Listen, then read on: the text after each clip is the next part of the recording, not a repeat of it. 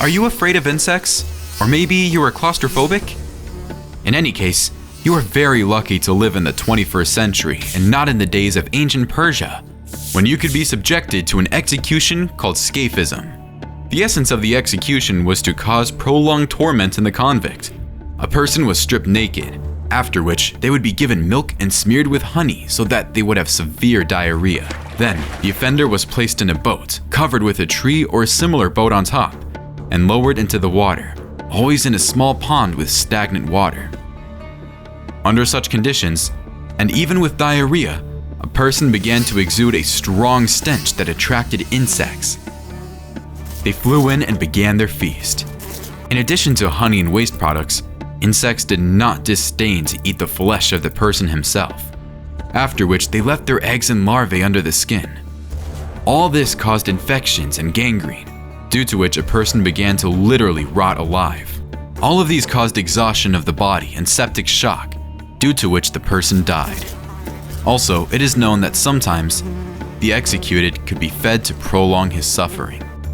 From the point of view of history, some question the existence of such an execution, but there is evidence that it took place in 465 BC in relation to the court eunuch Aspameter, and also in 401 BC in relation to Mithridates, who suffered for 17 whole days. But that's not the worst part. The inhabitants of the Dark Ages and antiquity had a good imagination and often pleased the spectators who came to watch the execution with sophisticated torture. Now, you'll learn why it was not worth being a counterfeiter in the Middle Ages, and how the betrayal of the monarch deprived the subjects of male dignity, literally, and why, in ancient China, every woman had to be able to cook rice correctly. Half-hanging, drawing, and quartering. It sounds a little like the name of a dish in a restaurant, but this punishment is in no way inferior in cruelty to Scaphism. For the first time, this type of execution arose in England during the reign of Henry III, but was officially approved much later in 1351.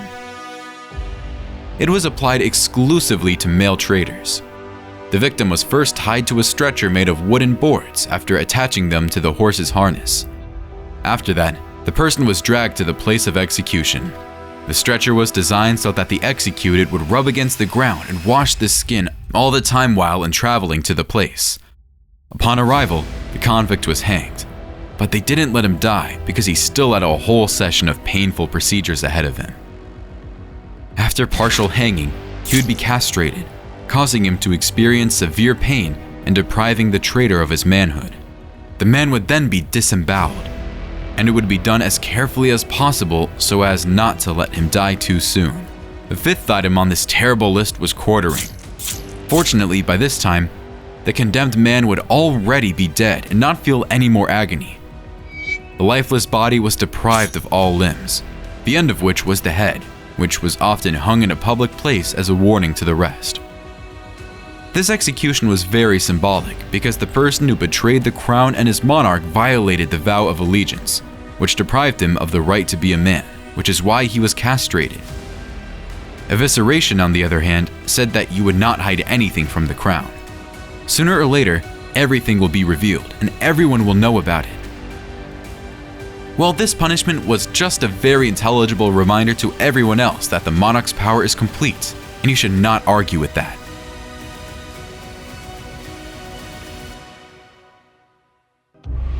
Pouring metal into the throats. They did it in Russia, the Middle East, and Europe. Have you ever been burnt by soup or hot tea? So this is something similar. They give you water, not with sweet tea, but with liquid metal, the melting point of which is 1,500 degrees Celsius. Yes, and pour not a couple of drops, but about a liter or even more. It is not difficult to guess that such a punishment was extremely painful, and due to the vitality of our body, could stretch for quite a long time.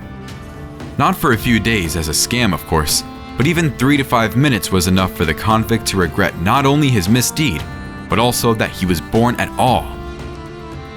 Such a punishment was applied to counterfeiters, which is somewhat ironic because money at that time was cast from precious metal alloys.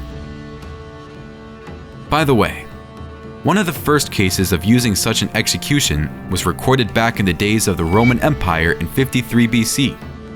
Then, Marcus Licinius Crassus, one of the richest men in Rome after the defeat of the Parthians, had molded gold poured down his throats.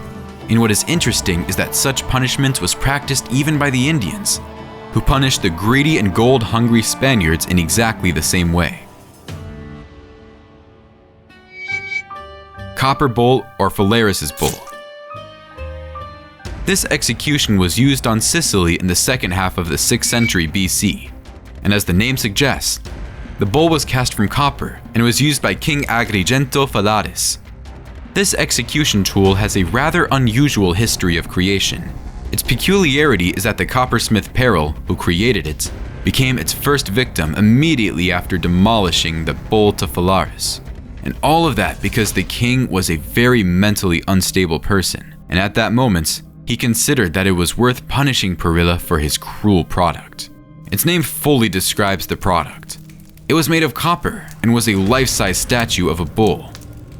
Inside, there was a cavity in which, through a door in the side, they put the condemned to death. In the nose, the bull had 2 narrowed holes, which also had their own purpose. The temperature inside the statue rose sharply, due to which all the liquid in the human body began to boil and evaporate, from which the victim felt unbearable pain. If you have ever sunbathed under the sun, then try to remember this feeling and imagine that at the same time, you are closed in a cramped space and it is impossible to hide from the heat. All this brought the executed to martyr cries, which coupled with steam, came from the nose of the statue and emitted a piercing whistle. Phalaris enjoyed the whistle as he watched the man boil slowly inside the bull. This is ironic, and the tyrant himself had time to fully try out this tool for execution. After all, after his overthrow in 554 BC, he was executed in his favorite bull. 1,000 cuts. The first state where such an execution was used was ancient Rome. Zero Convict turned out to be a student of Cicero, who allegedly betrayed him, which did not please the philosopher. They forced the young man to cut off the flesh from himself, fry and eat it. Unfortunately, a more detailed history of the conflict is unknown. And now, about China. These guys always knew how to make a person regret his crimes. In their interpretation, the execution was called Ling Chi, which means death by 1,000 cuts. The method of punishment existed for a long time in the Middle Kingdom and was used until 1905. Mostly, parricides and state traitors were punished in this way. The convict was tied to a pole in a place where a lot of people pass, preferably on a market square. After that, he was pumped with opium so that the executed person felt less pain and did not lose consciousness for as long as possible. After the opium began to act, the executioner took a knife and began to cut off pieces of flesh from a person, putting them in a unique basket. The victim, all this time being under the influence of a psychotropic, could not feel all the pain of this procedure, but watched how his body was slowly cut into pieces. The procedure ended only when there was no skin, fingers, and tendons left on the human body. Only at this moment did the executioner end the torment of the condemned with a sharp blow to the heart. It is also curious that for each part of the body, there was a knife, and when the executioner took the knife, he always looked at the inscription on the blade, which denoted one of the parts of the body. Sawing. This execution was invented in Europe during the Roman Empire, becoming popular in the Middle Ages, especially in Spain. However, it was most widely used in India and China. The essence of the execution fully corresponds to its name. A person sentenced to sawing by the legs and arms was tied between 2 pillars and sawn with a 2-handed saw along the body, starting from the groin. The executioners themselves did not like this execution very much because it was slow, since it was inconvenient to see the swaying body. In Europe, however, a person was sawn not vertically but horizontally, which saved the executioner from such a problem. In China, there was a tougher version of this execution, and women were usually subjected to it. Moreover, they could award it even for the slightest duty. For example, the wrong color of cooked rice. The main lover of this execution was the Roman Emperor Caligula. He even subjected his family members to it. Often watching the torment of the executed, he liked to have a bite, saying that the main snack for him was the suffering of the victim. Mankind has had to go through an extremely long and difficult path to achieve modern humane legislation. Of course, detention existed in ancient Rome, China, and Europe at all times. However, catching a criminal in those days was not as easy as during modern technology, when everyone has smartphones and cameras are hung on the streets. Therefore, it was necessary to punish the caught criminal so that no one else dared to cross the line of the law. Do you think such punishments were effective? Write what you think about this in the comments. If you enjoyed the video, please give it a thumbs up.